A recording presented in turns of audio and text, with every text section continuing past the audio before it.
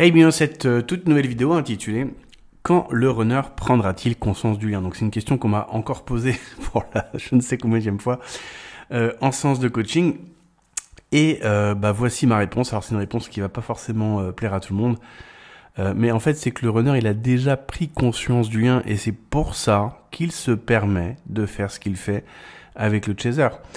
Le truc, quand on a ce genre de questions, c'est que faut toujours dissocier ou différencier deux choses. Il y a d'une part, dans cette relation, cette dynamique relationnelle, le point de vue du chaser, c'est-à-dire ce qu'il voit, ce qu'il ressent, ce qu'il attend de cette relation, ce qui pour lui paraît normal, évident, ce que ça devrait être, le chemin que ça devrait prendre, et ce qu'il y a dans la petite tête du runner, ce qui n'est pas vraiment la même chose.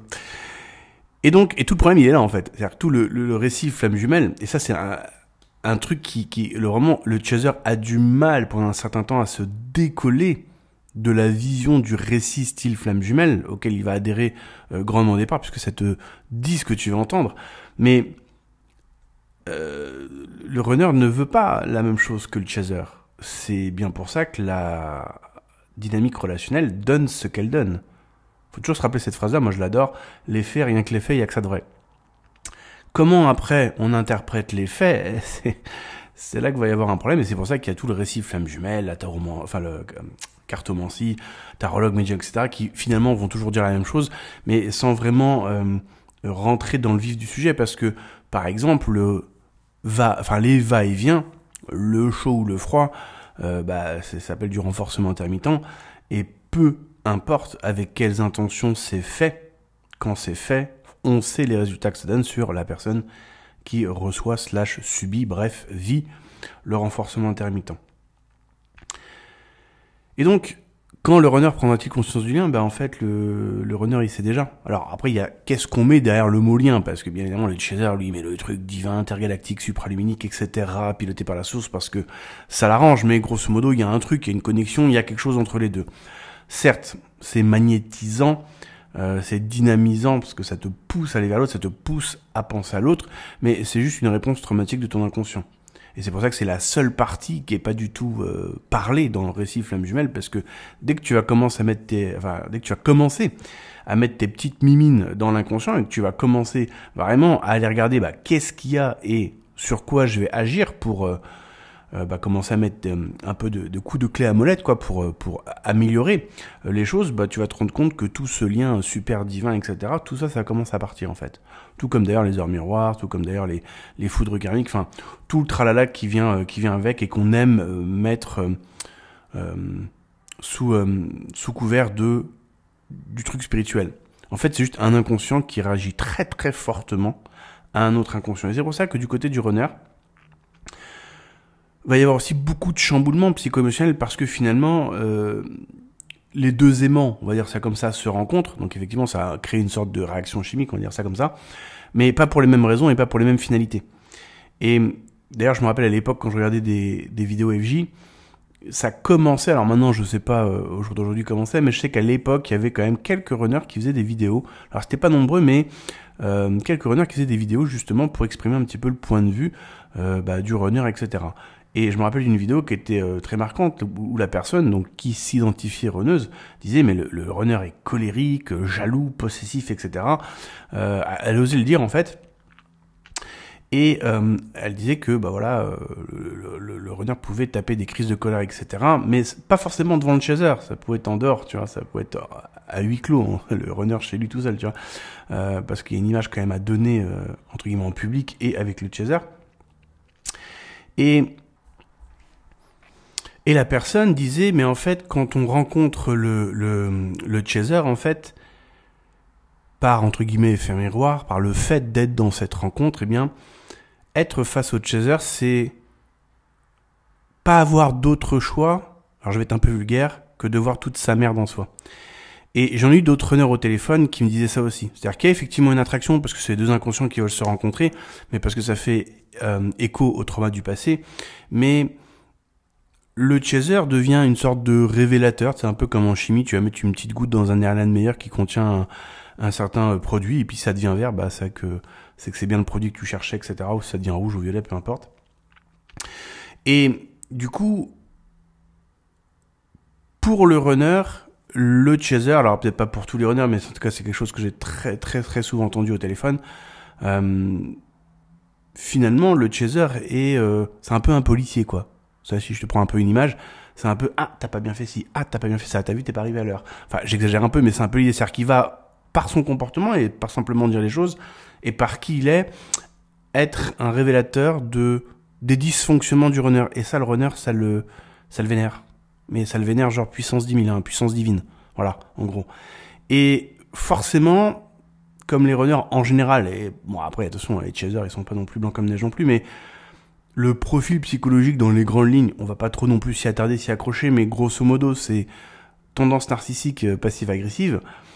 Tu liras sur mon blog l'article sur le passif-agressif ou la vidéo du même nom dans la chaîne. Va être en opposition. À la fois, tu dois être un pourvoyeur d'un certain nombre de choses, mais à la fois, on va s'opposer à toi.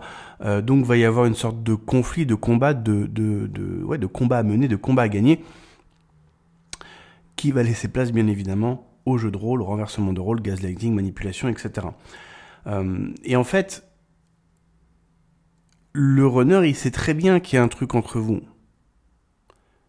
Mais il va en jouer, il va en profiter. Il va en profiter parce qu'il y a des choses à obtenir de cette relation.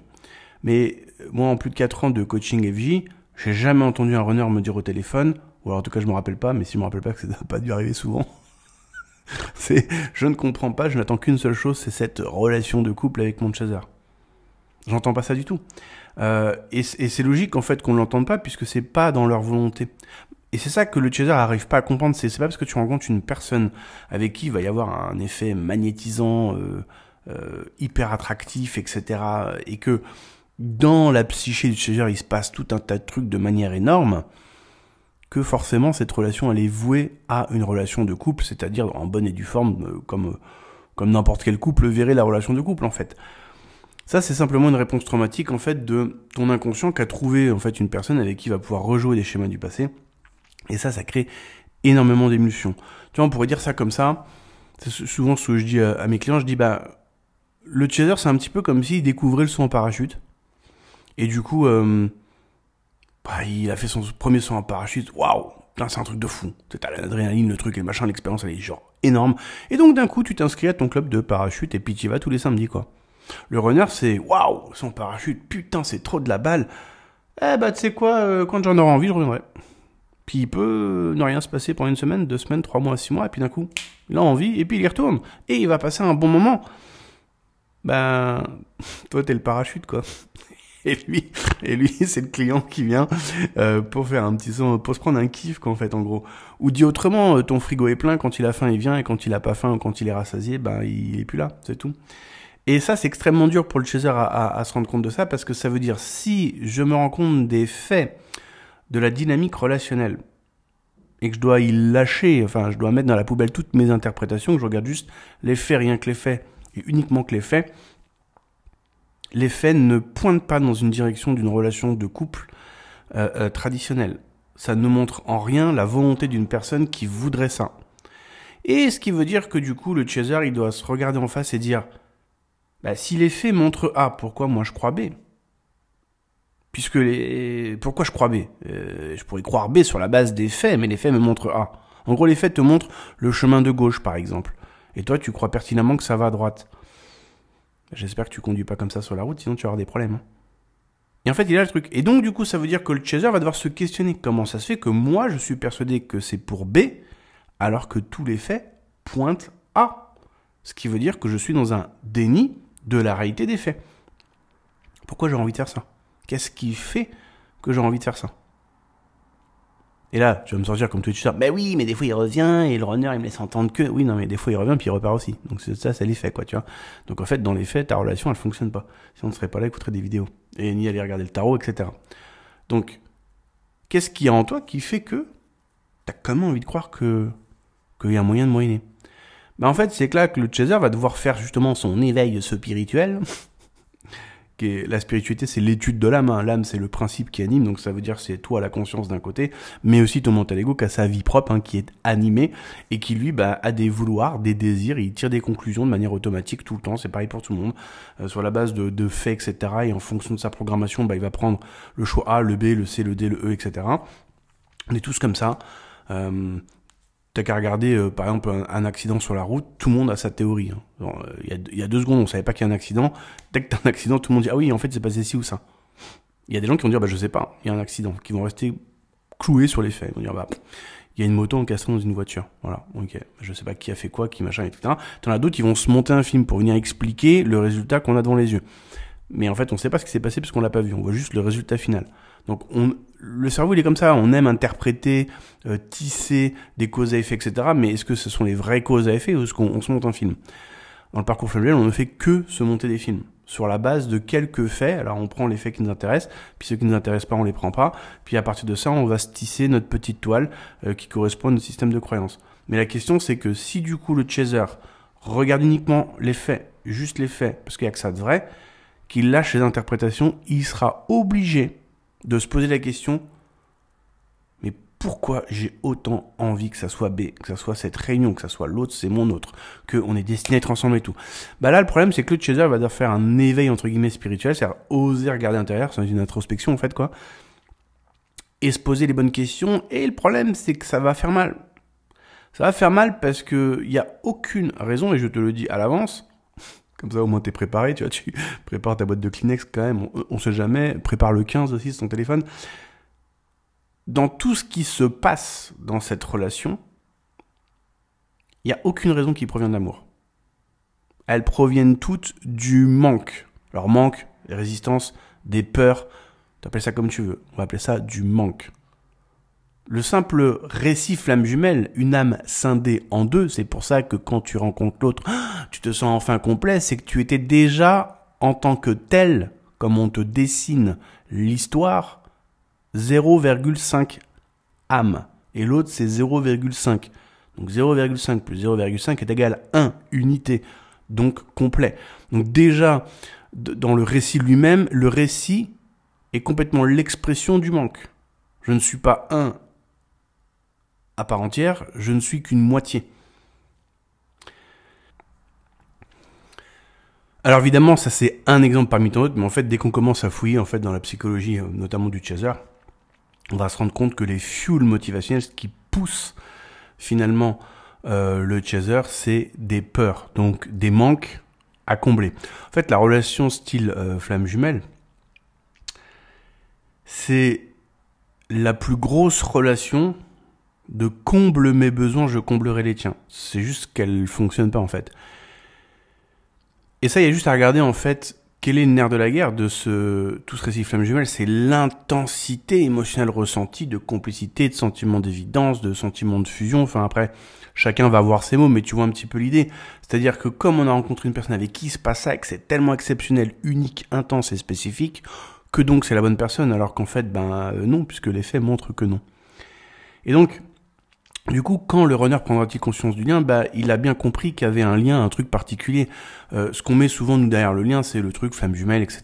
Donc, dirigé par la source, donc il y a une destinée. Mais ça, c'est ton système de croyance. Ça veut pas dire que c'est vrai.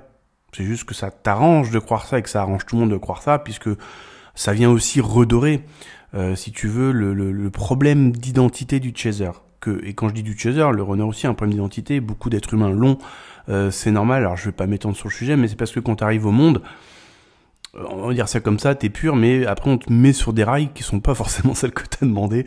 On te commence à te mettre à l'école, assis, machin, on commence à te forger, te modeler sur des chemins qui sont pas forcément les tiens. Et c'est pour ça qu'il y a une citation d'Einstein qui est trop bien, qui dit « Mais si on juge un poisson à sa capacité à monter un arbre, il pensera toute sa vie que c'est un idiot. » Ouais, parce qu'on est tous on est tous similaires, mais un petit peu différents aussi. Donc, on va arriver avec des chemins qui sont entre guillemets plus pour nous que d'autres, où il y a plus d'affinité sur tel chemin que d'autres. Et puis, on va un petit peu tous être logés à la même enseigne et on va tous être un peu conditionnés à différents degrés par le système scolaire, politique, parental, etc. Bref. Du coup, il y a forcément une sorte de problème à différents degrés selon certaines personnes. notamment la crise de la quarantaine, c'est une des raisons aussi pourquoi il y a ça. C'est à un moment donné, on se réveille, on se dit, mais en fait, du coup, je suis quand même pas vraiment là où je pensais être à l'époque, en fait. C'est qu'à un moment donné, il y a eu des bifurcations, il y a eu des trucs, bref. Et du coup, il peut y avoir une sorte de déphasage, quoi. Et en fait, déphasage, c'est pas vraiment le bon mot. En fait, on pourrait dire ça comme ça. Le chaser, en fait, dans ce parcours flamme jumelle, va revivre un certain nombre de cycles, de schémas ou de programmes qui proviennent notamment de l'enfance. Par exemple, ici, quand je parlais de la crise de la quarantaine, etc. et avant, c'est que quand t'es gamin, à un moment donné, on te donne ta trousse et ton cartable et on t'explique un chemin à prendre. Ce chemin, on va te demander d'apprendre, donc d'emmagasiner en toi un certain nombre de choses qui vont créer et contribuer au conditionnement, mais il y a un rapport de force. C'est-à-dire que quand tu es enfant, par rapport aux parents, les parents ont tout le pouvoir. C'est eux qui maîtrisent, c'est eux qui te mettent un toit et la nourriture sur la table. Donc concrètement, quand tu es gamin, t'es dans une posture de vulnérabilité, ce qui est normal en fait, par le contexte, et t'es pas dans une dynamique de pouvoir dans le sens, c'est pas toi qui as la main sur les choses. Tu vas suivre les choses. Et c'est difficilement possible que ça se passe autrement, ce qui est une logique implacable. Mais quand tu arrives à l'école, c'est pareil, il y a une puissance, une autorité qui va te dire quoi faire et comment le faire. Ce qu'on va peu faire à l'école, c'est d'essayer de développer ce qu'il y a déjà en toi. C'est-à-dire des potentiels ou des choses latentes qui pourraient être réveillées. On va demander à tous les élèves, filles comme garçons, d'apprendre les maths, la géo, le truc, et de le faire d'une certaine façon. Ce qui est intéressant ici dans ce que je dis, c'est la chose suivante.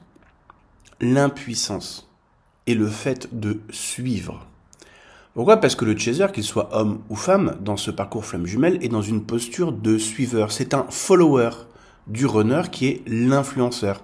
Je l'ai dit autrement, mais c'est la même chose. Dans cette dynamique de pouvoir, on va retrouver encore une fois un chaser qui est en train de suivre, qui n'a donc pas la main sur la relation, sinon on ne serait pas là à en parler, et qui va choisir d'adhérer, alors un petit peu, beaucoup passionnément, selon chaque chaser et en fonction de où on en est dans le parcours, que tout ça c'est piloté par la plus grosse autorité de tout l'univers, l'univers lui-même, c'est-à-dire la source, et donc que si ça se passe comme ça se passe, c'est parce que les rails ont déjà été tracés. C'est un peu comme à l'école. Il y avait petite maternelle, grande maternelle, CE1, CE2, CM1. Enfin, le chemin était déjà tout tracé. Tu vois, le parallèle, c'est toujours le même truc, en fait. Il faudrait que je fasse un article sur ça, sur tous ces parallèles-là, en fait. C'est-à-dire que tout ce que tu as vécu dans l'enfance, les jeux de pouvoir, le fait que là, il y a un chemin déjà tout tracé quand tu arrives avec tes gamins, là, on veut t'expliquer qu'il y a déjà encore un chemin tout tracé, l'âme scindée en deux, voulu par la source, tu passes par des étapes, au fil des réincarnations, nanana, et donc en fait t'es quand même sur le bon chemin. Ça fonctionne pas, mais t'es quand même sur le bon chemin, donc du coup faudra pas trop en dévier, parce que sinon tu vas avoir une mauvaise note, ça s'appelle des foudres karmiques, ça a piqué, donc à l'école tu vas avoir 1 heure de colle, tu vois, c'est encore un autre parallèle, c'est le même truc, c'est très conditionnel pour un parcours d'amour inconditionnel. Et ça qui est intéressant, c'est qu'en fait, quand tu commences à décortiquer le récit flamme jumelle, tu te rends compte que ce n'est qu'un papier calque d'un certain nombre de schémas ou de cycles, en tout cas de vécu de l'enfance. Si on en revient au chaser-runner, le runner est celui qui impose une dynamique, un rythme, une direction. C'est un peu la gazelle, et le guépard, le chaser, il court derrière la gazelle. Mais c'est la gazelle qui décide d'aller à droite ou à gauche, ou de s'arrêter, ou d'accélérer. Et le guépard essaye, autant que faire se peut, de choper la gazelle. Après, il arrivera pas, ça c'est une autre histoire. Mais même si le guépard a envie, parce qu'il a faim, la dalle, ça fait 5 jours qu'il a pas mangé, il est quand même en train de suivre la gazelle, pour essayer de l'attraper. Donc c'est pas le guépard qui maîtrise la situation. Le guépard fait tout ce qu'il fait pour essayer d'avoir son objectif, et d'essayer, à la fin, d'avoir la maîtrise sur la situation, mais c'est pas le cas. Et donc là où ça devient intéressant, c'est la chose suivante. Étant donné que enfant, on aura vécu un certain nombre de cycles, de situations, circonstances familières, c'est un peu comme le vélo. Même si ça fait 10 ans que t'as pas fait du vélo, en général, en 2, 3, 4 secondes, tu réembrayes et c'est comme si tu avais fait du vélo hier. Donc c'est pour ça qu'on dit le vélo, ça s'oublie pas. Le truc quand on rentre dans ce genre de dynamique relationnelle, c'est qu'il va y avoir, comme le vélo, un certain nombre de schémas de cycle qui sont familiers, connus, parce que vécus, parce que engrammés en nous depuis l'enfance. Et donc, ça va être très facile de remettre le pied à l'étrier et de trouver que cette dynamique coule de source, que c'est le bon chemin, que c'est normal. Parce que simplement, en fait, on se rend pas compte. Mais dès que tu dis, bah tiens, ça c'est normal ou ça c'est le bon chemin, il y a très très forte chance que ça veut dire en fait vraiment, bah je connais déjà ce schéma, donc je suis à l'aise dans une sorte de schéma confort. Par exemple, dans le récit Flamme, je l'ai dit juste avant, mais quand on te dit c'est la source qui a décidé que, et donc il y a un parcours, et donc il y a les réincarnations, et donc il y a un certain nombre de choses à faire, le simple fait qu'on te raconte ça, ça va faire écho au petit enfant en toi. Ou l'école, la source, les parents t'ont dit que il fallait faire ci, comme ça, et c'est ça le chemin. Tu vois, et c'est pour ça que je dis que c'est un papier calque. Et face à ça, toi, t'es dans un sentiment d'impuissance, parce que même si t'as pas envie quand t'es gamin, bah tu vas le faire quand même. Et sinon, punition. Tu vois, ça aussi, schéma, on le retrouve avec les foudres karmiques, etc. Si tu t'écartes du lien flamme jumelle, attention, foudre karmique, alors qu'en fait, dans les faits, et uniquement que les faits, plus tu t'écartes du parcours flamme jumelle, et plus tous ces trucs, phénomènes énergétiques ou foudre karmique, peu importe comment ça s'appelle, commence à s'estomper jusqu'à ne plus être du tout là. Alors évidemment, quand je dis ça à un chaser qui est au point A, quand je dis travaille sur toi, tu es en complétude et au point Z, ton runner, t'en as plus rien à faire, en général, il sort son arbalète, son bouclier, sa bombe atomique et il est prêt à me défoncer parce qu'il entend exactement ce qu'il veut pas entendre.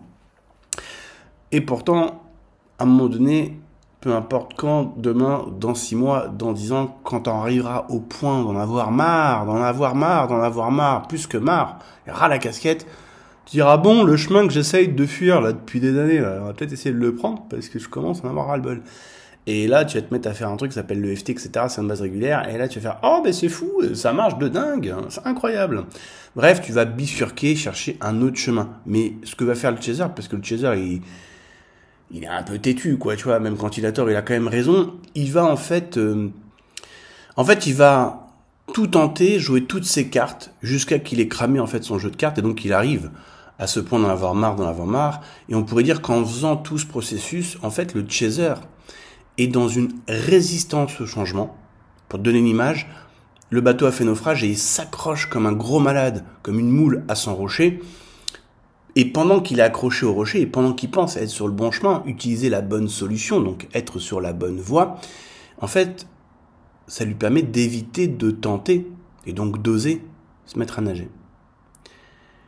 Mais il va arriver ce moment où, à force de tenir le rocher, les muscles se tétanisent, donc à un moment donné, on ne peut plus, techniquement parlant, s'accrocher, et on va commencer à se décrocher, donc lâcher prise. Alors, il y en a pour qui ça prend 6 mois, il y en a pour qui ça prend 12 ans, il y en a pour qui 20 ans après, on y est encore. Donc c'est vraiment, à un moment donné, c'est soit t'attends que ça arrive tout seul, soit tu fais le choix d'accélérer le process, mais à un moment donné, on va lâcher le rocher, puis on va faire « Ah, c'est marrant, je me noie pas, je flotte ». Donc si on reste accroché au rocher, si on persiste à écouter du tarot, de la médiumité, faire des soins énergétiques, dans le truc flamme jumelle, se croire spirituel, pour moi c'est équivalent à s'accrocher au rocher. On le fait parce qu'on a peur de ce qui se passerait si on arrêtait de le faire. Ce que je dis là, dans le programme Sondra Renaissance, on le voit tout le temps. C'est du systématique. Et même en coaching, en séance unique, on le voit aussi, ça dépend de ce qu'on aborde, mais en fait, quand tu te crois flamme jumelle, quand tu adhères au récit flamme jumelle, quand tu persistes sur ce chemin-là, c'est une technique d'évitement. En fait, tu procrastines, ce que j'appelle, tu vas sur le chemin de gauche parce que pendant que tu es occupé à gauche, tu vas pas à droite parce que le vrai, entre guillemets, travail, il se trouve à droite. Définir ta relation saine, oser la réalisation du soi, et je peux te dire que les peurs et les résistances qui t'attendent là-bas, t'as pas envie de t'y confronter pour l'instant. Et comment on sait que c'est vrai ?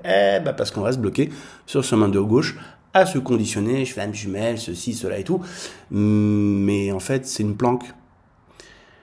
Et donc, ce qui est intéressant, c'est la chose suivante. Pour faire écho à ce que je disais tout à l'heure, avec quand on est gamin, on nous met sur un chemin, c'est décidé pour nous, il y a une puissance extérieure, les parents, le gouvernement, le système scolaire, etc., qui nous met sur un chemin sur lequel on va devoir s'adapter et on ne va pas tenter de faire sortir de nous ou de développer des choses qui sont déjà en nous, ni nous demander notre avis. Donc on se retrouve impuissant à suivre un système qui n'est pas le nôtre, et dans lequel on va s'adapter.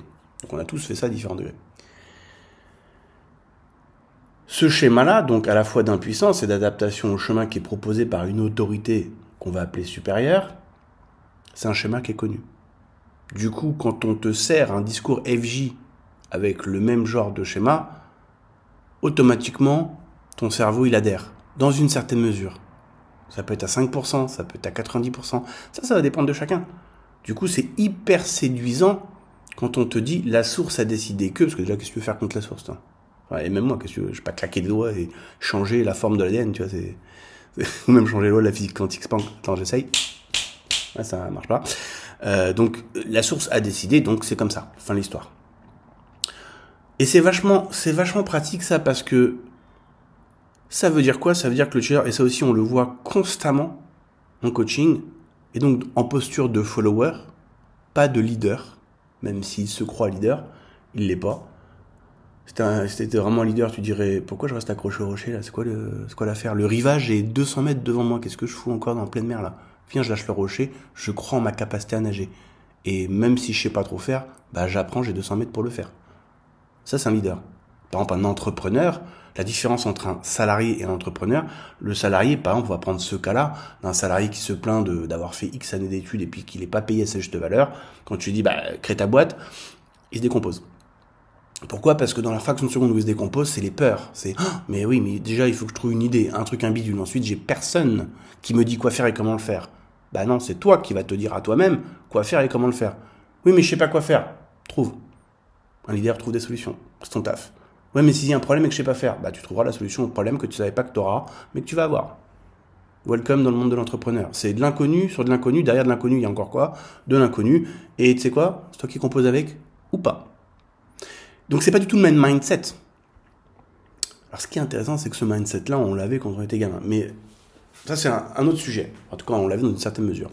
Donc du coup, quand on te sert ce récit flamme jumelle, ça vient faire écho à des schémas, à des papiers calques, on va dire ça comme ça, que tu as vécu dans l'enfance. Donc c'est très facile de se laisser embarquer. Qui dit se laisser embarquer, se laisser séduire, veut dire s'autoriser soi-même à laisser de côté, dans une certaine mesure, notre leadership. Et donc, bah oui, c'est la source qui a décidé que, c'est le parcours flamme jumelle, c'est comme ça que ça se passe, limite c'est du prédéterminisme, hein. Je dis pas limite, mais on te le présente comme ça. Donc, bah qu'est-ce que tu veux faire? Bah justement, c'est ça qui est intéressant, arrête d'être pieds et poings liés, parce qu'en fait, elles le sont pas. Tu crois peut-être qu'elles le sont, parce que ça t'arrange, mais elles le sont pas. Clairement pas. Et encore une fois, ce que je dis là, c'est pas mon opinion, hein, c'est que je le vois avec tous les traders que je prends qui sont déter à bosser, et c'est ils arrivent à cette même conclusion aussi, et les faits dans leur vie le montrent. Tu vois, les faits, rien que les faits, il y a que ça de vrai. Et donc, du coup, c'est hyper séduisant ça, parce que ça va permettre, en fait, au chaser qui se prend pour un sauveur, donc le fameux chaser-sauveur, qui est en fait dans une posture, dans le triangle de Karpman, en tant que victime sacrificielle, plus que sauveur, il a besoin de jouer. Bon, c'est vrai que là, je lâche des pépites dans la vidéo, là. Si jamais tu as un AVC, c'est pas de ma faute, hein, ok? Tranquille, respire, va près des toilettes si t'as envie de vomir. Le chaser se croit sauveur, mais il est dans une posture de victime sacrificielle, mais c'est pas très beau à regarder, du coup on va flipper le truc pour se prendre pour un sauveur. Le runner, dans le triangle de Karpman, se prend pour une victime alors qu'il est en posture de bourreau, mais posture de bourreau c'est pas très sexy à voir, donc autant se positionner en victime, et ça arrange tout le monde. Le chaser, il peut faire genre, je suis un sauveur et donc je vais te sauver toi qui ne vois pas ce que tu fais, alors que le runner, il sait très bien ce qu'il fait. Il n'y a pas de souci là-dessus, t'inquiète. Il a le museau bien aiguisé, l'écureuil, et il est très fort pour te faire croire que c'est un abruti qui comprend pas. Il est hyper bon dans ce domaine-là, hein. T'inquiète, il a reçu un Oscar. T'as pas vu à la télé? Ah, t'as pas vu? Ah, bah la semaine dernière, il y avait des remises des Oscars. Ah, il y avait le runner, voilà. Et il a reçu un Oscar, meilleur acteur. Et il y a dans l'hôpital psychiatrique. Ah, t'as pas vu l'hôpital psychiatrique? Tu sais, il y a une case pour les aveugles. Enfin, qui ont des yeux mais qui voient pas. Ils ont mis le chaser. Voilà, c'est... En gros, c'est ça. Alors, je le fais pas en mode rigolo, mais c'est un peu ça. Le chaser s'auto-étiquette d'âme éveillée alors qu'il voit rien du tout. Il se prend pour l'âme éveillée parce qu'il a la puissance d'un ressenti intérieur qui fait « Ah, l'autre, c'est mon autre, je sais pas d'où, mais c'est mon autre. » Ouais, d'accord, super. Et heureusement que t'es pas avocat parce que du coup, je t'embaucherai pas, hein, t'imagines, le gars. Non, les faits, votre honneur, non, les faits, nous, on prend pas, nous, l'intuition, quoi, tu comprends, la puissance d'un ressenti. J'ai vu sa gueule au mec, il est coupable. Ah oui, je le sens en moi, c'est très très fort, donc j'ai raison. T'imagines, t'es avocat, tu fais ça? Ouais. Alors c'est marrant parce que là on va dire, oui, mais toi t'es un chaser, t'es très yang, alors du coup, machin, t'es hyper pragmatique et tout. Bah, ça t'évite de prendre des pommes pour des poires, en fait.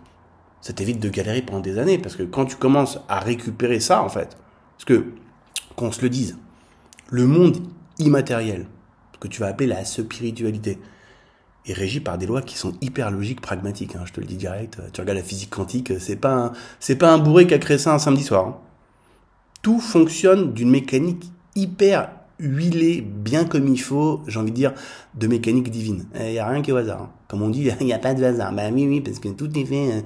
Tu étudies la chimie, la biologie, l'ADN, la physique. Quand tu mets un peu ton nez dedans, tu te rends compte que le divin, la source, femme ou homme ou un hybride entre les deux, on sait pas trop. Ah, il était pas bourré. Hein. Non, t'inquiète pas, il n'y a pas de... il n'y a pas de hasard. Donc, dans ce parcours Flamme Jumelle, il n'y a rien d'irrationnel. C'est juste que ça nous arrange de voir que c'est rationnel, parce que ça permet de continuer de rêver, ça permet de se croire sous magie. Et c'est ça, le point où je voulais en venir. C'est que, dans l'enfance, quand on te dit quoi faire, on te guide. Tu vois, la source te guide. Tes guides te disent quoi faire. Je vais me connecter aux guides pour qu'ils me disent quoi faire. C'est encore une fois le même parallèle. Et c'est séduisant. C'est séduisant parce que ça veut dire que il y a une partie de risque, une partie de j'ose par moi-même et ce que je veux obtenir va être le propre fruit de mes propres choix. Eh ben ça, on peut le foutre sous le tapis. T'es dans ce parcours Flamme Jumelle parce que tu choisis d'y rester. Il n'y a personne qui t'oblige à y rester. Par contre, tu te rends compte que si tu essaies de te barrer, ça va être un peu compliqué. Donc tu vas rencontrer une résistance intérieure. Je te le dis à l'avance, c'est pas tes anges, c'est pas tes guides, c'est pas le karma, c'est pas blabla, ça s'appelle juste ton pote Pipo Lego, qui lui, parce qu'il répond à une mécanique divine bien huilée, il a son mode de fonctionnement, pour lui, la flamme jumelle est effectivement la bonne personne. Et il a raison, c'est la bonne personne pour rejouer des cycles, des papiers calques, des programmes, des situations, des circonstances qui te sont familières. Fin de l'histoire. Et là-dessus, lui, il va pas lâcher l'affaire parce que dans sa manière de fonctionner, son job, c'est de dire, les pommes, on a kiffé quand on avait 8 ans, eh ben, mangeons des pommes. Toi, tu dis, mais viens, on teste les bananes. Mais non, bananes, on ne connaît pas, c'est l'inconnu. Tu me saoules. Mange des pommes. Oui, mais les pommes, ça fait 10 ans qu'on en mange, alors mange des pommes. Parce que lui, il comprend que comme ça, il fonctionne que comme ça. Ce qui est connu est à revivre. Fin de l'histoire. Du coup, bah, ta flamme jumelle, parce que tu appelles ta flamme jumelle, c'est une personne qui va cocher un certain nombre de cases. Donc pour ton ego mental, c'est un truc de malade mental, c'est le jackpot, quoi. Donc ton ego mental n'aura pas envie d'aller ailleurs. Et là, on retombe, et je finirai la vidéo là-dessus, parce que je peux t'en parler pendant 4 heures, hein, s'il faut. On retombe sur ce que dit Eckhart Tolle dans Le pouvoir du moment présent. C'est un bouquin que tu n'entends pas parler dans le parcours flamme jumelle, qui dit « Le mental ego a pris possession de l'hôte, c'est-à-dire toi, la conscience, l'âme, la vie, et c'est lui qui pilote. Et donc on est semi-conscient, c'est-à-dire que le fumeur c'est qu'il fume, mais en même temps, il n'arrive pas à arrêter de fumer. Donc il n'est pas pleinement conscient, d'où la pleine conscience et les pratiques de pleine conscience que je fais avec mes clients, parce qu'on peut savoir pourquoi d'un côté on a envie d'arrêter de fumer, mais pourquoi on n'y arrive pas. Donc en ouvrant les yeux sur les différentes raisons qui sont finalement un empilement de programmation par la télé, le social, etc., contenu dans ton disque dur, du coup, il y a un jeu de pouvoir qui s'installe. Est-ce que tu es aux commandes de la voiture ou est-ce que c'est le mental ego qui est aux commandes de la voiture? Je te donne la réponse ou pas? C'est pas toi. Si c'était toi, tu ferais ce que tu voudrais, quand tu voudrais, au moment où tu l'as décidé.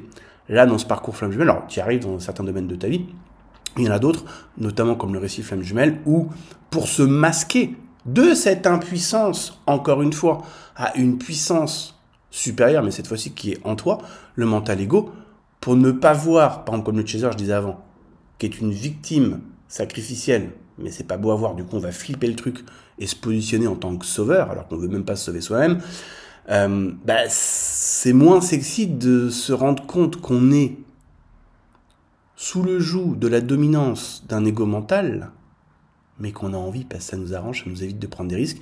Du coup, on va le formuler comme étant c'est le parcours flamme jumelle, c'est la source qui a décidé que, c'est les anges et les guides. Non, c'est juste que tu as des pulsions intérieures que tu peux libérer et donc redevenir pleinement soi et pleinement responsable de toi, de tes actes et de tes décisions, ou pas.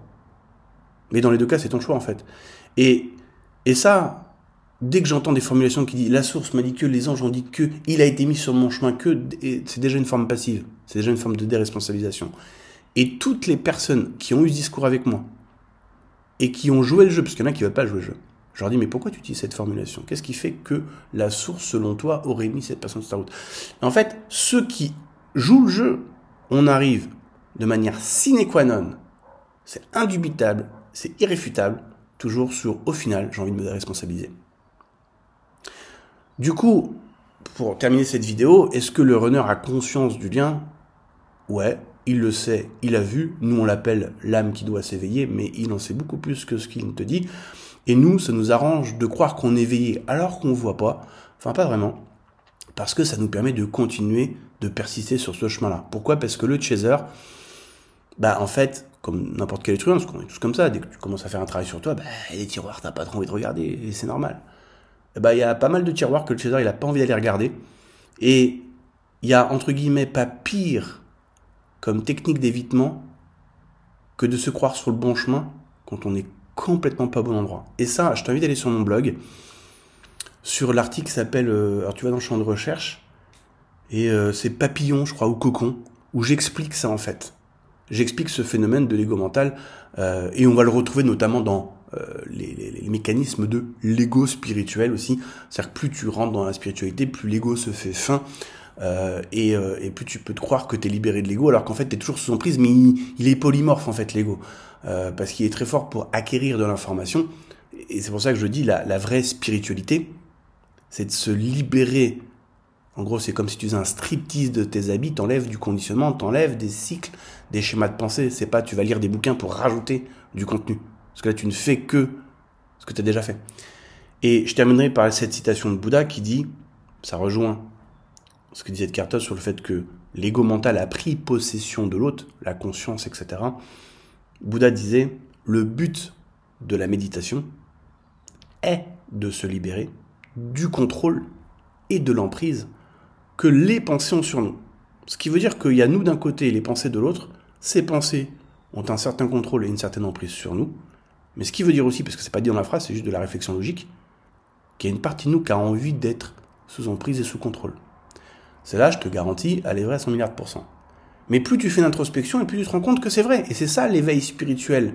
C'est de se rendre compte des couches et des sous-couches qu'on a et que, il y a des fois, on n'a pas envie. On n'a pas envie de se libérer parce qu'on croit à une autre peur. Et dès qu'on utilise les techniques de libération émotionnelle avec mes clients, on se rend compte de ça. Et c'est là où on a plein de prises de conscience. On se dit, mais mon Dieu, mais en fait, il y a tout ça en moi. Ah ben non, mais ça, j'en veux plus, en fait. Donc du coup, ça, je commence à laisser tomber. Tiens, ça aussi, oh, j'arrête. Oh, ça m'intéresse plus. Et c'est là que les changements s'opèrent. Je te souhaite une belle journée et à bientôt dans la prochaine vidéo.